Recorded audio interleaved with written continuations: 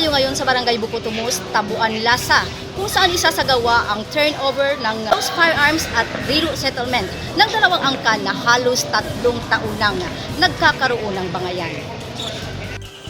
Tutuldukan na sa pamamagitan ng Riru Settlement sa Barangay Bukutumos, Tabuan, Lasa ang 3 taong hidwaan ng dalawang angkan dito sa Basilan. Ang nasabing aktibidad ay sinaksihan ng pamahalaang panlalawigan ng PNP at AFP at mga stakeholders sa isla. Pinagtibay ang nasabing Riru Settlement sa pamamagitan ng paglagda sa Peace Covenant na inilatag ng gobyerno at pagsuko na rin ng 12 mga lost firearms na mula sa dalawang angkan.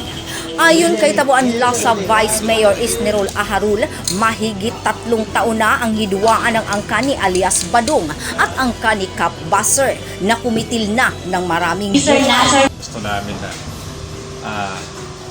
tahimik na pamumuhay, saka yung magandang pamumuhay sa mga tao na ekonomiya na yun talaga ang vision namin ni Mayor na lahat ng mga tao dito nagkakasundo para maayos ang pamumuhay ng mga tao. Tama po. Ayun naman. Siyempre, ayaw namin na ang tao na naghati-hati sa sabi na taga-bubuan, ibang taga-saloping, ibang taga-lanaw. Ayaw namin mangyari. Ang gusto namin talaga buo ang mga tao na magkasundo namin para maganda ang pamumuhay ng mga tao. Yun ang vision namin. Thank you po. Laking pasasalamat naman ni Tabuan Lasa Municipal Mayor Munir Manisan sa militar, lalo na sa 4th Special Forces Battalion na pinamumunuan ni Battalion Commander Lieutenant Colonel Bernard Samin at kay 15th Special Forces Company Commanding Officer Captain John Robin Bernal na nakabase sa kanilang bayan. Pinasalamatan din ito ang PNP at si Basilan Governor Jim Hataman. Nais ko rin pasalamatan sila sa aming pakikipag-partner. Hindi lang po rito settlement yung mangyayari sa araw nito.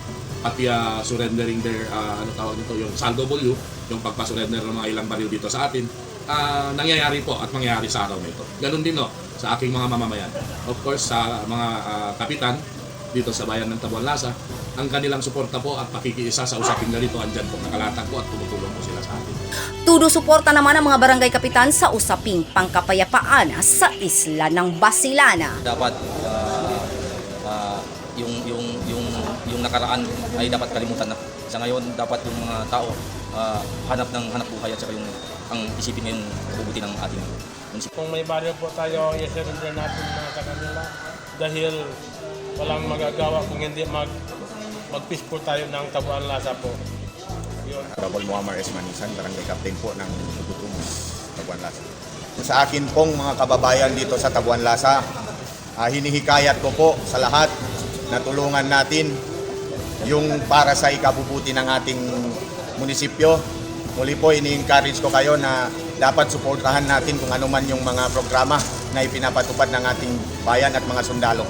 Sana po, hindi tayo magsasawa. Mula dito sa probinsya ng Basilan, Grace Alconaba, matatag, matapang, matapat.